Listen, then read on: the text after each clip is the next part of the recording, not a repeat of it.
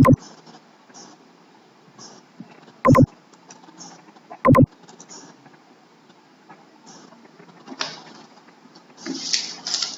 students, we have been discussing some concepts in modern political analysis as a part of your third module. നമ്മുടെ മൂന്നാമത്തെ മൊഡ്യൂളാണ്.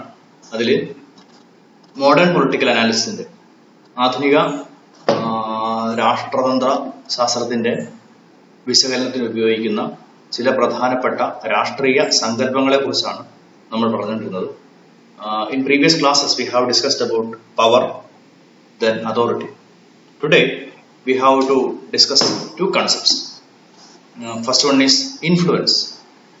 Influence is another political concept which has been widely used in political analysis, particularly in modern political analysis. സമകാലിക രാഷ്ട്രമീമാംസയിൽ വളരെ വ്യാപകമായി ഉപയോഗിക്കുന്ന മറ്റൊരു രാഷ്ട്രീയ സങ്കല്പമാണ് influence. നമ്മൾ മലയാളത്തിൽ സ്വാധീനം എന്നൊക്കെ വേണമെങ്കിൽ പറയാം. It is a person's capacity to affect others behaviour in a way build by the former. വളരെ സിമ്പിളായ ഇത്ര കാര്യങ്ങളേ ഉള്ളൂ. It is a capacity of a person, ഒരു വ്യക്തിയുടെ ശേഷിയാണ്, കഴിവാണ് ടു അഫക്ട് അതേഴ്സ് ബിഹേവിയർ, മറ്റുള്ളവരുടെ ബിഹേവിയറിനെ നിർണ്ണയിക്കാനുള്ള അല്ലെങ്കിൽ മറ്റുള്ളവരുടെ ബിഹേവിയറിൽ മാറ്റം വരുത്താനുള്ള ഒരാളുടെ കഴിവിനെയാണ് നമ്മൾ ഇൻഫ്ലുവൻസ് എന്ന് പറയാം. Build by the former. ഈ ആദ്യം പറഞ്ഞാണ് ഒരാൾ, ആ ആൾക്ക് മറ്റുള്ളവരുടെ പെരുമാറ്റത്തിൽ മാറ്റം വരുത്താനുള്ള, അദ്ദേഹത്തിന്റെ ഇഷ്ടപ്രകാരം മാറ്റം വരുത്താനുള്ള കഴിവിനെയാണ് നമ്മൾ ഇൻഫ്ലുവൻസ് എന്ന് പറയുക. In A society resources R distributed unequally among the people. There will be an unequal distribution of influence also in such a society. If we take any society, there will be unequal distribution of resources and materials or wealth.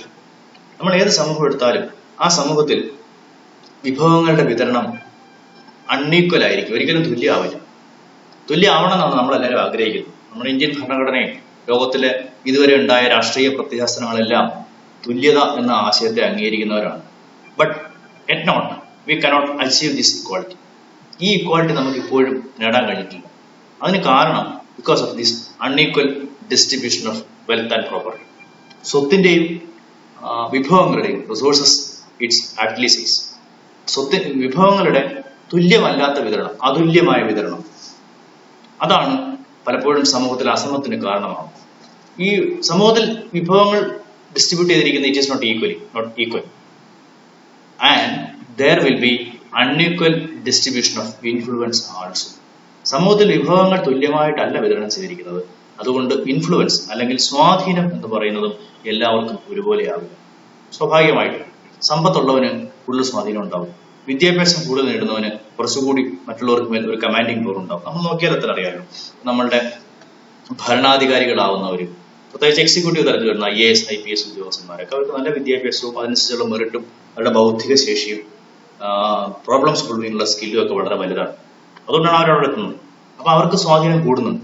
Political leaders, അവരുടെ വിദ്യാഭ്യാസം നിങ്ങൾ ignore ചെയ്യുക, but they have very high quality of some resource mobilisation as well as problem solving. അവർക്ക് problem solve ചെയ്യാനുള്ള കഴിവുണ്ട്. ഇവരെല്ലാം പണക്കാരാണ്, നല്ലവർ. അവർക്ക് ഏതെങ്കിലും തരത്തിലുള്ള വിഭവങ്ങൾ അവരുടെ കയ്യിലുണ്ട്, ശേഷിയുണ്ട്, പ്രശ്നം പരിഹരിക്കുക. അതാണ് രാഷ്ട്രീയക്കാരുടെ ഏറ്റവും പ്രധാനപ്പെട്ട പ്രത്യേകതയായിട്ട് തോന്നുന്നത്. അതാണ് പ്രോബ്ലം സോൾവിംഗ് ആണ്. നിങ്ങളുടെ ഗ്രാമങ്ങളിലേക്ക് നോക്കിയാൽ തന്നെ മനസ്സിലാവും. നിങ്ങളുടെ വാർഡ് മെമ്പറെ നോക്കുക, പാർട്ടി പറഞ്ഞേക്കും, രാഷ്ട്രീയ പാർട്ടി പറഞ്ഞാൽ അയാൾ അദ്ദേഹത്തിന്റെ ഒരു ദിവസത്തിന്റെ എത്ര മണിക്കൂർ അദ്ദേഹം ഇത്തരം പൊതുകാര്യങ്ങൾക്ക് വേണ്ടി ചെലവഴിക്കുന്നുണ്ടാവും. It may be give happiness to him. അത് സന്തോഷം കിട്ടുന്നുണ്ടാവും. ഇതിനെല്ലാം അവർ പണം ഉണ്ടാക്കുന്നൊന്നുമില്ല കേട്ടോ. അതൊക്കെ നമ്മുടെ തെറ്റിദ്ധാരണ. ഇതിനെല്ലാം അവർ കൈക്കൂലി മേടിക്കുന്നുണ്ട്, കാശ് മേടിക്കുന്നുണ്ട്. നമ്മുടെ ഒരു മിഥ്യാധാരണയാണ്. ഇതെല്ലാം ആൾക്കാർ പൈസ കൊടുക്കാൻ നിൽക്കില്ല, അവർക്ക് അത് കിട്ടൂല, അവരുടെ കയ്യിൽ നിന്ന് പോകുന്നതല്ലാതെ. പലപ്പോഴും ഈ പൊതുപ്രവർത്തനത്തിന് വരുന്നവരുടെ ഇവിടെ തന്നെ പല ആൾക്കാരും ഉണ്ടാവും രാഷ്ട്രീയത്തിലൊക്കെ പ്രവർത്തിക്കുന്നത്. അവർക്കറിയാം എല്ലാവരും ഒന്നും ചിലപ്പോൾ ചില അഴിമതികളൊക്കെ നടക്കണ്ടാവില്ല എന്നല്ല പറയണം. But they have a capability to problem solve and crisis management. പ്രതിസന്ധികളെ പെട്ടെന്ന് തരണം ചെയ്യും. വെള്ളപ്പൊക്കം ഉണ്ടാവും, മഴ വരും, ഉരുൾപൊട്ടൽ ഉണ്ടാവാൻ സാധ്യതയുണ്ട്. ഇപ്പൊ തന്നെ നമ്മളുടെ ഈ കഴിഞ്ഞ ആഴ്ച ഉണ്ടായ മഴയിൽ നമ്മുടെ ആലപ്പുഴ ജില്ലയിൽ, കോട്ടയം ജില്ലയിൽ, പത്തനംതിട്ട കുറച്ച് പ്രദേശങ്ങളിൽ വെള്ളം കയറിയിട്ടുണ്ടായിരുന്നു. പക്ഷെ നമ്മൾ കുറച്ചുകൂടി കഴിഞ്ഞ 2 കൊല്ലം മുന്നേ നേരിട്ടതിനേക്കാൾ 2 കൊല്ലം മുന്നേ നമ്മൾ പ്രതീക്ഷിക്കുന്നില്ല. കുറച്ചുകൂടി ഭംഗിയായിട്ട് നമുക്കിത് മാനേജ് ചെയ്യാൻ കഴിയും. ഇനി എല്ലാ വർഷാവർഷം പ്രളയം വന്നാലും മനുഷ്യൻ എനിക്കൊന്ന് കേരളം അത് മാനേജ് ചെയ്ത് പോകും. കാരണം അത് അറിയാം എന്തൊക്കെ ചെയ്യണമെന്ന്. കാരണം 2018 സംഭവിക്കുമ്പോൾ നമുക്കൊരു 100 കൊല്ലത്തിനപ്പുറം അങ്ങനെ ഒരു ഓർമ്മയില്ല. പിന്നെ ഡാമുകളുടെ കാര്യമൊന്നും അതിനകത്ത് അവിടെ നമ്മൾ സംസാരിക്കേണ്ടാത്ത ഒരു കാര്യം, അതിനകത്ത് വരുന്നൊരു കാര്യമില്ല. കാരണം അതല്ല അവിടെ വിഷയം. കാരണം ഈ പറയുന്ന ആലപ്പുഴ ജില്ലയിലോ കോട്ടയം ജില്ലയിലോ ഒക്കെ വെള്ളം കയറുന്നതിന് അവിടെ ഡാമും അവിടുത്തെ നദികളുടെ ഡാമുള്ള നദികളല്ല പലതും. അച്ഛൻകോവിൽ പമ്പയിൽ മാത്രമേ നദിയുള്ളൂ. ഈ ആലപ്പുഴ ജില്ലയിൽ വെള്ളം കൊണ്ടുവരുന്ന 3 നദികളുണ്ട്. അപ്പോൾ ഞാൻ പറഞ്ഞു വന്ന കാര്യം അതല്ല, നമ്മളെ ഡൈവേർട്ട് ചെയ്ത് പോകുന്നത്. Crisis management, problem solving is very essential qualities of these political leaders. Then influence is unequally distributed because the access to resource is also unequal. എന്തുകൊണ്ടാണ് ജനങ്ങളുടെ സ്വാധീനത്തിൽ വ്യത്യാസം ഉണ്ടാകുന്ന ചോദിച്ചാൽ അവർക്ക് വിഭവങ്ങൾക്ക് മേലുള്ള അധികാരം കുറവാണ്, വ്യത്യസ്തമാണ്, അൺഈക്വലാണ്. തുല്യത ഇല്ലാത്തതുകൊണ്ടാണ്, വിഭവങ്ങളുടെ വിതരണം തുല്യമല്ലാത്തതുകൊണ്ടാണ് സ്വാധീനത്തിൽ വ്യത്യാസം ഉണ്ടാകുന്നത്. വിഭവങ്ങൾ എല്ലാവർക്കും ഒരുപോലെ ലഭിക്കുമായിരുന്നെങ്കിൽ എല്ലാവർക്കും തുല്യമായ സ്വാധീനം ഉണ്ടായതെന്നാണ് ഇവർ പറയുന്നത്. എക്സാമ്പിൾ വെൽത്ത്, ഹെൽത്ത്, ഇതൊക്കെ സ്വാധീനത്തിൽ പെടുന്ന കാര്യങ്ങളാണ്. സമ്പത്ത്, ആരോഗ്യം, wealth, health, education, charm and other things and the skill which they are made use of it become the major factor of influence. ഇൻഫ്ലുവൻസിന്റെ പ്രധാനപ്പെട്ട ഘടകങ്ങളാവുന്നത് it is wealth, health, education, charm and other things and the skill with which they are made use of it become a major factor of influence. ഈ സംഗതികളൊക്കെ പലപ്പോഴും ഇൻഫ്ലുവൻസിന് കാരണമാവാറുണ്ട്. But actually the skill to made use these factors decides their influence. ഈ ഘടകങ്ങളെ wealth, health, education, charm എന്ന് പറയുന്ന personal ക്വാളിറ്റീസിനെ, വ്യക്തിപരമായ കഴിവുകളെ എങ്ങനെ നിങ്ങൾ സ്കില്ലോട് കൂടി വളരെ തന്ത്രപരമായി വളരെ നല്ല രീതിയിൽ നിങ്ങൾക്ക് എങ്ങനെ അത് സ്കില്ലോട് കൂടി വിനിയോഗിക്കാൻ കഴിയും എന്നുള്ളതാണ് നിങ്ങളുടെ ഇൻഫ്ലുവൻസ് കാണിക്കുന്നത്. In India, religion is a major factor which influence elections and related democratic sphere. നമ്മുടെ ഇന്ത്യയിൽ എടുക്കുകയാണെങ്കിൽ റിലിജിയൻ വലിയൊരു സ്വാധീനം. നമുക്ക് ഏത് വിഷയത്തിലും വളരെ പ്രധാനപ്പെട്ട ഒരു പ്രശ്നം റിലിജിയനാണ്. ഇലക്ഷനിലൊക്കെ വളരെ വ്യക്തമാണ്. ഇലക്ഷനിലൊക്കെ റിലീജിയസ് കൺസോൾട്ടേഷൻ, മതപരമായ ഏകീകരണവും മതപരമായ ധ്രുവീകരണവും പണ്ട് കാലം മുതൽ, അത് it is not the contribution of ബി.ജെ.പിയുടെ കോൺട്രിബ്യൂഷൻ മാത്രമൊന്നുമല്ല കേട്ടോ, പണ്ട് തൊട്ടേ ഉണ്ട്. നമ്മുടെ ഈ പറഞ്ഞ കോൺഗ്രസ് ഭരിക്കുന്ന സംസ്ഥാനങ്ങളിലും കോൺഗ്രസിന്റെ കയ്യിലും ഒക്കെ ഒരുപാട് ഈ വർഗീയ ധ്രുവീകരണ അജണ്ടയൊക്കെ ഒരുപാട് ഉപയോഗിച്ചിട്ടുള്ള പാർട്ടിയാണ്. അത് ഉപയോഗിക്കാത്ത പാർട്ടികൾ പൊതുവെ കുറവാണ്. ആണ് ഇന്ത്യൻ രാഷ്ട്രീയത്തിൽ അതിനാണ് വലിയ സ്വാധീനമുള്ളത്. എനിക്ക് തോന്നുന്നു ബി.ജെ.പി എന്ന രാഷ്ട്രീയ പ്രസ്ഥാനത്തിൽ വളരാൻ കഴിഞ്ഞതും ആ ഒരു ധ്രുവീകരണം വെച്ചുകൊണ്ടാണ്. അത് ഞാൻ നിങ്ങളോട് നേരത്തെ പറഞ്ഞ പോലെ it is not the problem with political parties. അത് പൊളിറ്റിക്കൽ പാർട്ടീസിന്റെ കുഴപ്പമല്ല, നമ്മുടെ കുഴപ്പമാണ്. നമ്മൾ ഈ റിലീജിയസ് സെന്റിമെന്റ്സിന് വില കൊടുത്തുകൊണ്ട് രാഷ്ട്രീയ പാർട്ടികളിലേക്കും രാഷ്ട്രീയ നിലപാടുകൾ നമ്മൾ സ്വീകരിക്കുന്നു. മറ്റെന്തിനേക്കാളും അത്തരം നിലപാടുകൾ സ്വീകരിക്കുന്നത് കൊണ്ടാണ് രാഷ്ട്രീയ പാർട്ടികൾ ആ പാതയിലേക്ക് വരുന്നത്. ഇതാണ് നല്ലതെന്ന് തോന്നുന്നു. ഇപ്പൊ നമ്മൾ തൊട്ടടുത്ത ദിവസം നമ്മുടെ ബാംഗ്ലൂരിൽ ഒരു 3 പേരുടെ മരണത്തിന് കാരണമായ ഒരു ചെറിയ ഒരു സംഘർഷം, കലാപങ്ങളിലേക്ക് പോയില്ല, ഭാഗ്യം, എന്തോ ഒരു സോഷ്യൽ മീഡിയ പോസ്റ്റിനെ ബന്ധപ്പെട്ടാണ്.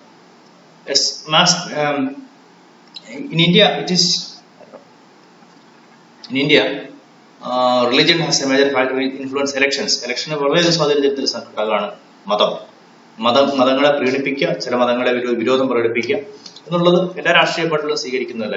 അൺറിലേറ്റഡ് ഡെമോക്രാറ്റിക് സ്ഫിയർ, നമ്മുടെ ജനാധിപത്യ പ്രക്രിയയിൽ നമുക്കറിയാമല്ലോ, മന്ത്രിമാരുടെ സ്ഥാനം വിതരണം ചെയ്യുമ്പോഴൊക്കെ മതം നോക്കി, ജാതി നോക്കി മന്ത്രിമാരെ കൊടുക്കുക, MLA-മാർക്ക് സീറ്റ് വിതരണം ചെയ്യുക ഒക്കെ ചെയ്യുമ്പോൾ മതം, that is why is called influence of religion and caste is very high in Indian society. Indian സൊസൈറ്റിയിൽ അതിന്റെ സ്വാധീനം വളരെ കൂടുതലാണെന്ന് പറയാം.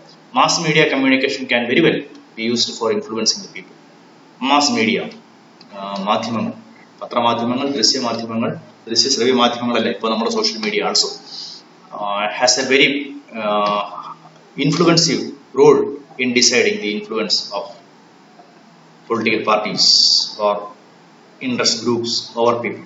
ജനങ്ങളെ സ്വാധീനിക്കാൻ വേണ്ടി മാധ്യമങ്ങൾ, എല്ലാതരം മാധ്യമങ്ങളും, നമ്മളിപ്പോൾ സംസാരിക്കുമ്പോൾ സോഷ്യൽ മീഡിയ ഉൾപ്പെടെ all medias has been made used for increasing or widening the influence.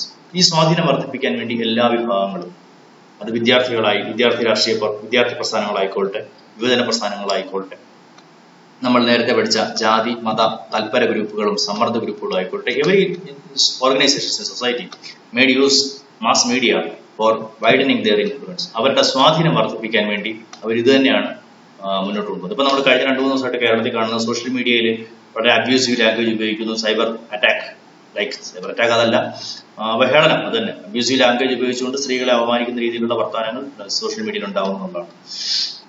It is a reflection of society, സമൂഹത്തിന്റെ റിഫ്ലക്ഷനാണ്. സോഷ്യൽ മീഡിയയുടെ കുഴപ്പമല്ല, it is a problem with society, സമൂഹത്തിന്റെ പ്രശ്നമാണ്. ഞാൻ മനസ്സിലാക്കിയത് അങ്ങനെയാണ്. കാരണം സമൂഹത്തിൽ ഈ സ്ത്രീകളെ അവഹേളിക്കുന്നത് ഈ സോഷ്യൽ മീഡിയ വരുന്നതിന് മുമ്പ് ഉണ്ടായിരുന്നു. ആ സംസ്കാരം നമ്മൾ ഇതുവരെ മാറിയില്ല. നമ്മൾ ആധുനികരൊന്നും അല്ല, എപ്പോഴും പ്രാകൃതരാണെന്ന് പറയുന്നത്. സ്ത്രീകൾക്ക് പുരുഷന്മാരെ പോലെ ഇക്വാളിറ്റി ഉണ്ട്, അവർക്ക് അവരെ പോലെ കഴിവ് ഉണ്ടാവുന്നവരാണ്. തട്ടിപ്പ് നടത്തുന്ന സ്ത്രീകളാണെങ്കിൽ നമുക്ക് നമ്മുടെ മാധ്യമങ്ങളിലൊക്കെ ഒരു കാഴ്ചയാണ്. തട്ടിപ്പ് നടത്തിയ സ്ത്രീകളാണെങ്കിൽ അവരെ എല്ലാ രീതിയിലും അവഹേളിക്കുന്ന രീതിയിൽ വർത്താനം ഉണ്ടാവും, ചർച്ച വരും. ഈവൻ രാഷ്ട്രീയ പാർട്ടി നേതാക്കന്മാരുടെ ഭാഗത്ത് അങ്ങനത്തെ വർത്തമാനം ഉണ്ടാവും. ഇതേ തട്ടിപ്പ് പുരുഷൻ നടത്തി അങ്ങനെ വരില്ല, ഇത്ര പോലും ശ്രദ്ധിക്കപ്പെടില്ല. ഇപ്പൊ നമ്മൾ സ്വർണ്ണക്കടത്ത് കേസോ അതിന് മുൻപുണ്ടായിരുന്ന പണ്ട് സോളാർ സ്കാം എന്ന് പറയുന്ന കേസോ ഒക്കെ വരുമ്പോഴത്തേക്ക് ഒരു സ്ഥാനത്ത് സ്ത്രീ വരുമ്പോഴത്തേക്ക് വല്ലാത്തൊരു ആവേശമാണ്, ഇൻക്ലൂഡിങ് മീഡിയ. നമ്മുടെ ചാനലുകൾക്ക് പോലും വലിയ ആവേശമാണ്. ഈ ചാനൽ അവതാരകരൊക്കെ തന്നെ ഇരുന്നുകൊണ്ടാണ് ഇവരെ ഇങ്ങനെ വളരെ മോശമായ രീതിയിൽ ചിത്രീകരിച്ചിട്ടുള്ളത്. അപ്പോൾ that is the culture of society is to be reform. നമ്മുടെ സംസ്കാരം ഇനിയും കുറെ നവീകരിക്കേണ്ടതുണ്ട്, അതിന്റെ പ്രശ്നമാണ്. അതാണ് സോഷ്യൽ മീഡിയയിലൊക്കെ കാണുന്നത്. എന്താണ് സ്വകാര്യമായി ഒരാളുടെ പ്രൈവറ്റ് സർക്കിളിൽ നിങ്ങൾക്ക് എന്ത് പറയാൻ കഴിയും, ഒരു പബ്ലിക് സർക്കിളിൽ എന്താണ് പറയേണ്ടത് എന്നതിനെ കുറിച്ച് ഒരു ധാരണ നിങ്ങളൊക്കെ സോഷ്യൽ മീഡിയ ഉപയോഗിച്ചു തുടങ്ങുന്ന ആൾക്കാരാണ്, അതുണ്ടാവണം. നമ്മൾ പ്രൈവറ്റ് ലൈഫ് സർക്കിളിൽ നിങ്ങൾ രണ്ട് സുഹൃത്തുക്കൾ തമ്മിൽ സംസാരിക്കുമ്പോൾ പറയുന്ന എല്ലാ കാര്യങ്ങളും നിങ്ങൾക്ക് സോഷ്യൽ മീഡിയ പറയാനുള്ള ഇടമല്ല എന്ന തിരിച്ചറിവ് ഓരോരുത്തരും ഉണ്ടാക്കിയെടുക്കേണ്ടതാണ്. അവിടെയാണ് എൻ്റെ പ്രശ്നം. ഇതിന് മുഴുവൻ കാര്യങ്ങളും സർക്കാർ നിരീക്ഷിക്കുക, അതിന് കേസെടുക്കുക എന്നുള്ള സർക്കാരിന്റെ പണി അതല്ല. വേറെ ഒരുപാട് കാര്യങ്ങൾ ചെയ്യാനുണ്ടാവും. നമുക്ക് അതിനിടയ്ക്ക് ഇത്തരം കാര്യങ്ങൾ വളരെ ഗുരുതരമായ കുറ്റകൃത്യങ്ങളാണ് കൈകാര്യം ചെയ്യണം. അതല്ലാതെ സോഷ്യൽ മീഡിയയിൽ ഒരു ലിറ്ററസി ആവശ്യമാണ്, നമുക്കൊരു സോഷ്യൽ മീഡിയ സാക്ഷരത ആവശ്യമാണ്. അപ്പോൾ social media, mass media communication is also a tool for influencing and for widening and deepening the influence over people. ജനങ്ങൾക്ക് മേൽ സ്വാധീനം ചെലുത്താൻ അല്ലെങ്കിൽ ഈ പറയുന്ന ഇൻഫ്ലുവൻസ് വർദ്ധിപ്പിക്കുന്നതിന് വേണ്ടി മാസ് മീഡിയ, സോഷ്യൽ മീഡിയ ഒക്കെ ഉപയോഗിക്കുന്ന ഒരു കാലഘട്ടമാണ്. And another concept is legitimacy. രണ്ടാമത്തെ വേറെ concept legitimacy. It is similar concept like authority. It also refers to rightful power. നമ്മൾ നേരത്തെ അതോറിറ്റി തൊട്ട് മുന്നേ പറഞ്ഞിരുന്നത്, അതോറിറ്റി പോലൊരു കൺസെപ്റ്റ്, അതുമായി അടുത്ത് നിൽക്കുന്ന ഒരു കൺസെപ്റ്റാണ് legitimacy. It also refers to rightful power, അതായത് അവകാശത്തോടു കൂടി അധികാരം പ്രയോഗിക്കുക. അധികാരം പ്രയോഗിക്കാൻ അവകാശം ഉണ്ടാവുന്നതിനെയാണ് നമ്മൾ ലെജിറ്റിമസി എന്ന് പറയുന്നത്. അതിന് ലെജിറ്റിമസി ഉണ്ട്, നിയമസാധുത എന്ന് വേണമെങ്കിൽ പറയാം. Legitimate. It is used in a different sense by political theorist and political scientist. Political സയന്റിസ്റ്റും political theorists has made used this concept differently. ഇത് വളരെ വ്യത്യസ്തമായ രീതിയിൽ അവർ പലപ്പോഴും പ്രയോഗിക്കാറുണ്ട്. It is refers to rightful power, അതായത് നമ്മൾക്ക് ഒരു അധികാരം. ഇപ്പം ഞാൻ നിങ്ങൾ തമ്മിൽ സംസാരിക്കുമ്പോൾ എനിക്കൊരു അധികാരമുണ്ട്. ഈ ക്ലാസ്സിൽ പഠിപ്പിക്കാനുള്ള അധികാരം എനിക്ക് സർക്കാർ തന്നിരിക്കുകയാണ്, അല്ലെങ്കിൽ കോളേജിൽ നിന്ന് അതോറിറ്റി തന്നിരിക്കുകയാണ്. അതുകൊണ്ടാണ് ഞാനിവിടെ പഠിപ്പിക്കുന്നത്. അപ്പോൾ ഞാൻ പ്രയോഗിക്കുന്ന അധികാരം, ഞാൻ നിങ്ങൾക്ക് അസൈൻമെന്റ് ചെയ്ത് നിങ്ങളത് വെക്കണം എന്ന് പറയും, നിങ്ങളെ ഞാൻ വാല്യൂ ചെയ്യുന്നു എന്ന് പറയുന്നത്, അതിനകത്ത് ഞാൻ പ്രയോഗിക്കുന്ന അധികാരം ഇറ്റ് ഈസ് റൈറ്റ്ഫുൾ. ഒരു അവകാശത്തോട് അതിനുള്ള അവകാശം എനിക്കുണ്ട്, ആ അധികാരം പ്രയോഗിക്കാനുള്ള അവകാശം എനിക്കുണ്ട് എന്നുള്ളതാണ്. അതിൽ എനിക്ക് പകരം വേറെ ഉള്ളത് നിങ്ങളുടെ ക്ലാസ് നടത്താൻ നിങ്ങളാരും കയറി ഇരിക്കില്ല, നിങ്ങൾ ജോയിൻ ചെയ്യുമില്ല. Because another person apart from this college staff has no right to take such a class to you. നിങ്ങൾക്ക് ഇത്ര ഒരു ക്ലാസ് എടുക്കാൻ അവർക്ക് അധികാരമില്ല, അതുകൊണ്ട് അത് അവർക്ക് സാധ്യമാവില്ല. അപ്പം legitimacy means the rightful power, exercise of rightful power.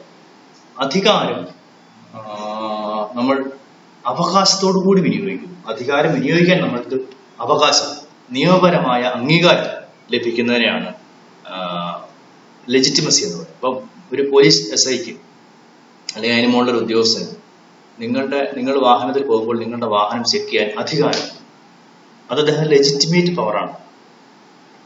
അത് SIക്ക് താഴെയായിട്ടുള്ള ഒരു ഉദ്യോഗസ്ഥനും അത് സാധ്യമല്ല. അപ്പൊ അതിന് ഓരോ അധികാരത്തിനും ഓരോ ആൾക്കാർക്കും അതിന്റെ ലെജിറ്റിമസി ലഭിക്കുന്നുണ്ട്, നിയമസാധുത ഉള്ളതാണ്. That power has been exercise. ആ പവർ എക്സസൈസ് ചെയ്യുന്ന ആ കോണ്ടെക്സ്റ്റിലാണ്. Political theorist and political scientist has made used this concept differently. അവർ പലപ്പോഴും ഈ ലെജിറ്റിമസി എന്ന കൺസെപ്റ്റ് രണ്ട് രീതിയിൽ പ്രയോഗിക്കാറുണ്ട്. Political theorists concerned with the principles, they say a government is legitimate if it conforms to some moral principle. For example, that it has been fairly elected. Political theory, രാഷ്ട്രീയ സൈദ്ധാന്തികന്മാരുടെ അഭിപ്രായത്തിൽ ഒരു government legitimate ആവുക എന്ന് പറഞ്ഞാൽ, for example, if a government is become legitimate it confirms to some moral principles. ചില ധാർമ്മികമായ തത്വങ്ങളോട് ചേർന്ന് നിൽക്കുകയാണെങ്കിൽ ആ ഗവൺമെന്റിനെയാണ് ലെജിറ്റിമേറ്റ് എന്ന് പറയും. For example, it has been elected fairly or it has been fairly elected. ഒരു ഗവൺമെന്റ് അത് ലെജിറ്റിമേറ്റ് ആണെന്ന് പറയണമെങ്കിൽ അതിന് ജനങ്ങളുടെ പിന്തുണ ഉണ്ടായിരിക്കണം, ഫെയർലി ഇലക്ട് ചെയ്തേക്കപ്പെട്ടായിരിക്കണം. അതായത് ക്രമക്കേടൊന്നും നടത്താതെ, ബൂത്ത് പിടുത്തം നടത്താതെ, കള്ളവോട്ട് ചെയ്യാതെ. എല്ലാ രാജ്യങ്ങളിലൊന്നും ഇന്ത്യയിലെ പോലെയല്ല തെരഞ്ഞെടുപ്പ് നടത്തുക കേട്ടോ. ചിലയിടത്ത് ഭയങ്കര അക്രമങ്ങളൊക്കെയാണ്. അക്രമങ്ങളില്ലാതെ അക്രമങ്ങൾ നിർഭയമായി വോട്ട് ചെയ്യാൻ കഴിയുന്ന സാഹചര്യം അതുണ്ടാവുക എന്നുള്ള പ്രധാനപ്പെട്ടാണ്. Fair election, free and fair election. ആർക്കും മത്സരിക്കാൻ പറ്റും. മത്സരിക്കുമ്പോൾ നിങ്ങളെ ഭീഷണിപ്പെടുത്താതിരിക്കും. ബൂത്ത് പിടുത്തം, ഇലക്ഷൻ കറപ്ഷൻസ്, ഇലക്ഷനെ ബന്ധപ്പെട്ട കറപ്ഷൻ, കള്ളവോട്ട്, ഇതൊന്നും ഇല്ലാത്ത രീതിയിൽ നടക്കുന്ന ഇലക്ഷൻ ആണെങ്കിൽ ആ ഭരണാധികാരി ലെജിറ്റിമേറ്റ് ആണെന്ന് പറയാൻ കഴിയും. ചില ഭരണാധികാരി ലെജിറ്റിമേറ്റ് ആവില്ല. അപ്പൊ നമ്മൾ ഇന്ത്യയിൽ തന്നെ എടുക്കുകയാണെങ്കിൽ ലെജിറ്റിമേറ്റ് അല്ലാത്ത ഭരണകൂടങ്ങളൊന്നും ഇന്ത്യയിൽ ഇല്ല കേട്ടോ. ഞാൻ അങ്ങനെ പറഞ്ഞൊന്നും വേണ്ട. ചില എല്ലാ സംസ്ഥാനങ്ങളും ഒരേപോലെ വോട്ടിംഗ് പെർസെൻറ്റേജ് ഒന്നും ഉണ്ടാവും. ജമ്മു കാശ്മീരിലൊക്കെ വോട്ടിംഗ് പെർസെൻറ്റേജ് വളരെ കുറവാണ്. നമ്മൾ ഇപ്പോൾ ചില അറേബ്യൻ രാജ്യങ്ങളിൽ അല്ലെങ്കിൽ ചിലയിടത്തൊക്കെ സൈനികമായിട്ട്, ഇപ്പൊ പാകിസ്ഥാനിൽ എടുക്കുകയാണെങ്കിൽ സൈനിക അട്ടിമറിയാണ്. ഏറ്റവും അവസാനം പർവേസ് മുഷറഫ് എന്ന് പറയുന്ന സൈനിക ഭരണാധികാരി ഉണ്ടായിരുന്നു. അവിടുത്തെ നിങ്ങൾ ഹയർ സെക്കൻഡറി പഠിച്ചിട്ടുണ്ട്. ജനാധിപത്യ ഭരണത്തെ അട്ടിമറിച്ചുകൊണ്ട്, സൈനികമായി അട്ടിമറിച്ചുകൊണ്ട് സൈനിക മേധാവി ഭരണാധികാരിയാവും. ഈ സൈനിക മേധാവി ഭരണാധികാരി ആവുമ്പോൾ അദ്ദേഹം ലെജിറ്റിമേറ്റ് അല്ല. Because he is not fairly elected. അദ്ദേഹം അധികാരം പിടിച്ചെടുത്താണ്, അത് ലെജിറ്റിമേറ്റ് ഇല്ല. അദ്ദേഹത്തിന് അധികാരം പിടിച്ചെടുക്കാൻ അധികാരമില്ലായിരുന്നു, അവകാശമില്ലായിരുന്നു, പക്ഷെ പിടിച്ചെടുത്ത. പക്ഷേ പിന്നീട് എന്ത് ചെയ്യുന്നറിയോ, ഈ ലെജിറ്റിമേറ്റ് അല്ലാത്ത ഭരണാധികാരി പിന്നെ ലെജിറ്റിമേറ്റ് ആവും. അദ്ദേഹം ഭരണഘടന ഭേദഗതി കൊണ്ടുവന്നിട്ട് അദ്ദേഹത്തെ സ്വയം ഭരണാധികാരി ആയിട്ട് അവരോധിക്കും. അപ്പൊ അദ്ദേഹം ലെജിറ്റിമേറ്റ് ആയി. സിമ്പിൾ കാര്യങ്ങളേ ഉള്ളൂ. അപ്പോ legitimacy as far as some political theories are concerned, if the authority or if the rulers have elected or came into power as per legal procedure, they can be called as legitimate. ഒരു നിയമപരമായ കാര്യങ്ങളൊക്കെ പങ്കുവെച്ചുകൊണ്ട് അല്ലെങ്കിൽ പൂർണ്ണമായും satisfy ചെയ്തുകൊണ്ടാണ് ഒരു സംവിധാനം അധികാരത്തിൽ വരുന്നതെങ്കിൽ അതിനെ നമുക്ക് ലെജിറ്റിമേറ്റ് എന്ന് വിളിക്കാൻ കഴിയും. ഇപ്പോൾ ഒരു സൈനിക അട്ടിമറിലൂടെ പാകിസ്ഥാനിലെ ഭരണകൂടത്തെ അട്ടിമറിച്ചുകൊണ്ട് ഒരു സൈനിക മേധാവി വരുമ്പോൾ അദ്ദേഹം തുടക്കത്തിൽ ലെജിറ്റിമേറ്റ് അല്ല. കാരണം അദ്ദേഹം അധികാരം പിടിച്ചെടുത്താണ്, അക്രമത്തിലൂടെ പിടിച്ചെടുക്കുന്നതാണ്. പിന്നീട് അദ്ദേഹം ആ രാജ്യത്തെ ഭരണഘടനയിൽ മാറ്റം വരുത്തിക്കൊണ്ട് സ്വയം ലെജിറ്റിമേറ്റ് ആയി പ്രഖ്യാപിക്കുകയാണ്. അങ്ങനെ പലയിടത്തും സംഭവിക്കാം. വിപ്ലവത്തിലൂടെ അധികാരത്തിൽ വന്ന ഭരണകൂടങ്ങളെല്ലാം അങ്ങനെയായിരുന്നു. വിപ്ലവത്തിലൂടെ അധികാരത്തിൽ വരുന്ന ഭരണകൂടങ്ങളൊക്കെ ആദ്യം ലെജിറ്റിമേറ്റ് അല്ല, കാരണം അതിന് രാജ്യത്തിന് നിയമസാധുതയില്ല. പിന്നീട് അത് സ്വയം നിയമത്തിന്റെ അവര് തന്നെ നിയമം ഉണ്ടാക്കി അതിനെ അതുകൊണ്ട് അംഗീകരിപ്പിക്കുമ്പോഴാണ് അത് ലെജിറ്റിമേറ്റ് ആയി മാറുക എന്ന് പറയുന്നത്. And political scientists, on the other hand, are concerned with politics as it is. They say that, a government is legitimate if it doesn't regard its assets.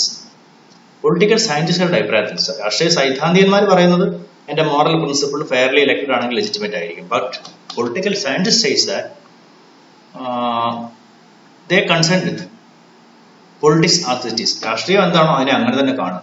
They say a government is legitimate if its citizens regard its assets. ഒരു സംവിധാനം legitimate ആണ്, നിയമസാധുത ഉള്ളതാണ്. എങ്ങനെ? ജനങ്ങൾ അതിനെ അങ്ങനെ കാണുന്നെങ്കിൽ അത് നിയമസാധുത ഉള്ളതാണ്. ഇപ്പൊ പാകിസ്ഥാനിൽ സൈനിക ഭരണം വന്നു, ജനങ്ങൾ അതിനെ നിയമസാധുതയുള്ളതായിട്ട് കാണുന്നു, ജനങ്ങൾ അതിനെ അംഗീകരിക്കുന്നുണ്ടെങ്കിൽ അതിന് നിയമസാധുതയുണ്ട്, ലെജിറ്റിമേറ്റ് ആണ് ആ ഭരണം എന്നർത്ഥം. അല്ലാതെ അത് എങ്ങനെയാണ് എലക്ട് ചെയ്യപ്പെട്ടത് എന്നൊന്നും നമ്മൾ അന്വേഷിക്കേണ്ട കാര്യമില്ല. Political theorist and political scientist have a difference of opinion as far as this legitimacy is concerned. According to political theorists, if a system is morally correct, it is legitimate. ഒരു system morally correct ആണ്, ധാർമ്മികമായ ശരികളുണ്ടെങ്കിൽ ആ സംവിധാനം ശരിയാണ്, elect ചെയ്യപ്പെട്ട സത്യസന്ധമായ രീതിയിലാണ്, free and fair election തിരഞ്ഞെടുക്കപ്പെട്ടു, അവിടെ ക്രമക്കേട് നടന്നിട്ടില്ല, അക്രമം നടന്നിട്ടില്ല, എങ്കിൽ അത് ശരിയാണ്, ലെജിറ്റിമേറ്റ് ആണെന്ന് പറയുന്നു. പക്ഷെ പൊളിറ്റിക്കൽ സയൻസ് വരുന്ന that is not our concern. അത് നമ്മൾ ശ്രദ്ധിക്കേണ്ട. Politics can be considered as it is. Politics എന്താണോ അതിനെ അങ്ങനെ തന്നെ കാണും. ചിലയിടത്ത് വയലൻസ് ഉണ്ടാവും, ചിലയിടത്ത് വിപ്ലവം ഉണ്ടാവും, ചിലയിടത്ത് സൈനിക അട്ടിമറി ഉണ്ടാവും. അപ്പൊ ഇതൊക്കെ ഉണ്ടാവും എന്നുള്ളതിനെ നമ്മൾ അങ്ങനെ തന്നെ കണ്ടാൽ മതി, രാഷ്ട്രീയത്തെ അങ്ങനെ കണ്ടാൽ മതി. But if the people of the country accepts that it is legitimate, ഒരു ജനത അതിനെ അംഗീകരിക്കുന്നുണ്ടെങ്കിൽ അത് ലെജിറ്റിമേറ്റ് ആണ്. ഈ കാഴ്ചപ്പാടാണ് നമ്മൾ ഇറാഖിന്റെ കാര്യത്തിലൊക്കെ നമ്മൾ ഇറാഖിലെ സദ്ദാം ഹുസൈന്റെ ഭരണകൂടത്തെ അട്ടിമറിക്കാൻ അമേരിക്കയ്ക്ക് അവകാശമില്ല. അമേരിക്ക പറയുന്ന ജനാധിപത്യമല്ല ലോകത്തെല്ലായിടും നടപ്പിലാക്കേണ്ടത് എന്ന് നമ്മൾ പലപ്പോഴും അമേരിക്കയുടെ മേധാവിത്വ പ്രവണതകളെ നമ്മൾ ചോദ്യം ചെയ്ത് പറയാറുണ്ട്. ഇറാഖിലായാലും ഇറാനിലായാലും ഒക്കെ അമേരിക്ക ആഗ്രഹിക്കുന്ന ഭരണകൂടം സ്ഥാപിക്കുന്നതിനോട് നമ്മൾക്ക് വിയോജിപ്പുണ്ട്. കാരണം ആരായത് ജനങ്ങൾ അതിനെ അംഗീകരിക്കുന്നുണ്ടെങ്കിൽ നിങ്ങൾക്ക് എന്താ അവകാശം പുറത്തു പോയി ചോദ്യം ചെയ്യാൻ? ഇത് ജനാധിപത്യം അല്ലെന്ന് പറയാൻ എന്താ അവകാശം എന്നുള്ളതാണ് പ്രശ്നം. ഇറാഖിന്റെ കാര്യത്തിൽ, ഇറാന്റെ കാര്യത്തിൽ, അല്ലെങ്കിൽ സിറിയ, അഫ്ഗാനിസ്ഥാനിലൊക്കെ അമേരിക്ക ഇടപെടൽ നടത്തുമ്പോൾ അമേരിക്ക പറഞ്ഞത് ഞങ്ങൾ ജനാധിപത്യം അവിടെയൊക്കെ സ്ഥാപിക്കാൻ ആഗ്രഹിക്കുന്നു എന്നുള്ളതാണ്. അമേരിക്കയുടെ ജനാധിപത്യമാണ് ശരിയായ ജനാധിപത്യം, അമേരിക്ക കാണുന്ന ജനാധിപത്യമാണ് ജനാധിപത്യം എന്നെങ്ങനെ പറയാൻ കഴിയും? ആരായത് ജനങ്ങൾ അതിനെ അംഗീകരിക്കുന്നുണ്ടെങ്കിൽ how we can say that it is not legal or it has not legitimacy? Thus legitimacy has as a concept some difference of opinion among political theorists and political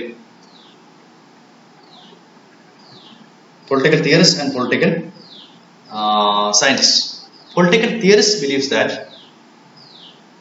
legitimacy comes from some moral principles, how it is elected, how the authority gets power, etc. But as far as political scientists are concerned, that is not our concern. If citizens regards a country, a authority as legitimate, it is legally valid. ജനങ്ങള്, പൗരന്മാര് അവിടുത്തെ ഭരണ സംവിധാനത്തെ അംഗീകരിക്കുന്നുണ്ടെങ്കിൽ അത് legitimate ആണെന്ന് അർത്ഥം. Whether a government is democratic is only one influence on legitimacy on this second sense. ഒരു government democratic ആണോ എന്നുള്ളത് is only influence on legitimacy in this second sense. Legitimacy ഒരു രണ്ടാമത്തെ കാര്യം മാത്രമേ വരുന്നുള്ളൂ. അത് ജനാധിപത്യപരമാണോ അല്ലയോ എന്ന് പരിശോധിക്കുന്നത് it is only a second kind of a thing. Whether it is democratic, whether it is fairly elected is only a second importance. അത് രണ്ടാമത്തെ ഒരു മുൻഗണന മാത്രമേ വരുന്നുള്ളൂ. ആദ്യമായി വേണ്ടത് if the citizens accepts that system. ജനങ്ങൾ ആ സംവിധാനത്തെ അക്സെപ്റ്റ് ചെയ്യുന്നതാണ്. Legitimacy is distinct from legality. നിയമസാധുത എന്നാൽ ലെജിറ്റിമസി എന്ന് പറയുന്നത് ലീഗാലിറ്റിയിൽ നിന്ന് കുറച്ച് വ്യത്യസ്തമാണ്. Legitimacy refers to whether people accepts the validity of law. Legitimacy എന്ന് പറഞ്ഞ അർത്ഥം refers to whether people accepts the validity of law. ജനങ്ങള് ഒരു നിയമത്തിന്റെ സാധുത അംഗീകരിക്കുന്നുണ്ടോ ഇല്ലയോ എന്നുള്ളതാണ് ലെജിറ്റിമസി കൊണ്ട് ഉദ്ദേശിക്കുന്നത്. Legality refers to whether the law was made in accordance with the correct procedure. Legality means whether a particular piece of law has been made in correct procedure. ഒരു legality എന്ന് പറഞ്ഞാൽ ഒരു നിയമം നിർമ്മിച്ചത് കൃത്യമായ പ്രക്രിയയിലൂടെയാണോ, രാജ്യത്ത് നിലവിലുള്ള നിയമപ്രകാരമാണോ എന്ന് പരിശോധിക്കൽ മാത്രമാണ് ലീഗാലിറ്റി. ലീഗാലിറ്റിയും ലെജിറ്റിമസിയും രണ്ടാണ്. Legitimacy is that whether people accepts the validity of a law. ജനങ്ങൾ ഭരണാധികാരികളുടെ അല്ലെങ്കിൽ രാഷ്ട്രത്തിന്റെ നിയമങ്ങളെ അംഗീകരിക്കുന്നുണ്ടോ ഇല്ലയോ എന്നുള്ളതാണ് legitimacy. Legality means a particular piece of law has been made in accordance with the law of the land. ഒരു പ്രത്യേക നിയമം, ഇപ്പൊ ഇന്ത്യ രാജ്യത്ത് ഒരു നിയമം നിർമ്മിക്കുന്നു. ഇന്ത്യൻ ഭരണഘടന നമ്മളെല്ലാം അംഗീകരിക്കുന്ന ലെജിറ്റിമസിയുടെ ഭാഗമായിട്ടാണ്. വളരെ സിമ്പിൾ ആയിട്ട് എക്സാമ്പിൾ പറഞ്ഞാൽ ഇന്ത്യൻ ഭരണഘടന നമ്മളെല്ലാം അംഗീകരിക്കുന്ന ലെജിറ്റിമസിയുടെ ഭാഗമായിട്ടാണ്. പക്ഷേ പൗരത്വ നിയമത്തെ നമ്മൾ ബഹിഷ്കരിക്കുന്നത്, നമ്മൾ എതിർക്കുന്നതിന്റെ കാരണം അത് നിർമ്മിക്കപ്പെട്ടത് രാജ്യത്തിന്റെ നിയമപ്രകാരം നിർമ്മിക്കപ്പെട്ടത് തന്നെയാണ്. പക്ഷേ അത് നിർമ്മിക്കുന്ന സാഹചര്യങ്ങളിൽ നമ്മൾക്ക് ചില അഭിപ്രായ വ്യത്യാസങ്ങൾ അതിലുണ്ട്. ആ നിയമം ഇങ്ങനെ ആയിരുന്നില്ല നിർമ്മിക്കേണ്ടത്. കാരണം വളരെ പ്രധാനപ്പെട്ട നിയമമാണ്, പൗരന്മാരെ ബാധിക്കുന്ന നിയമം ആയതുകൊണ്ട് ഇതിൽ കുറച്ചുകൂടി വിശാലാർത്ഥത്തിൽ കണ്ടുകൊണ്ട് കുറച്ചുകൂടി ചർച്ചകൾക്ക് ശേഷം ഒരു സുപ്രഭാതി വന്ന് നിർമ്മിക്കേണ്ട നിയമമായിരുന്നില്ല എന്ന അഭിപ്രായമാണ്. വിശാലമായ ചർച്ചയും സംസ്ഥാനങ്ങളുടെ അംഗീകാരവും ഒക്കെ വാങ്ങിക്കൊണ്ട് വേണ്ടിയിരുന്നു ആ പൗരത്വ നിയമത്തിൽ ഭേദഗതി വരുത്തേണ്ടത്. അവിടെ നമ്മൾ ഉയർന്ന പ്രധാനപ്പെട്ട പ്രശ്നം ആ നിയമത്തിന്റെ ലീഗാലിറ്റിയാണ്. രാജ്യത്തിന്റെ നിയമപ്രകാരം അല്ല അത് നിർമ്മിച്ചിട്ടുള്ളത് എന്നുള്ളതാണ് നമ്മുടെ ആരോപണം. പക്ഷേ ഇന്ത്യൻ ഭരണഘടന നമ്മൾ അംഗീകരിക്കുന്നു, ഇന്ത്യൻ പാർലമെന്റ് നമ്മൾ അംഗീകരിക്കുന്നു, because it is legitimate. That is the difference between legitimacy and legality. Legitimacy and legality are different kind of thing. Legitimacy means whether people accepts the validity of the law. ഒരു നിയമത്തെ ജനങ്ങൾ അംഗീകരിക്കുന്നുള്ളതാണ്. And legality means whether the procedure followed in the law making has been is true or it is correct. ഒരു നിയമനിർമ്മാണ പ്രക്രിയയിൽ ഉണ്ടായിരുന്ന procedure കൃത്യമായി പാലിക്കപ്പെട്ടിട്ടുണ്ടോ എന്നുള്ളതാണ് legality എന്തുകൊണ്ട് ഉദ്ദേശിക്കുന്നത്. Here we have studied two concepts. One is influence and second one is legality. And next topic we will discuss in the next class.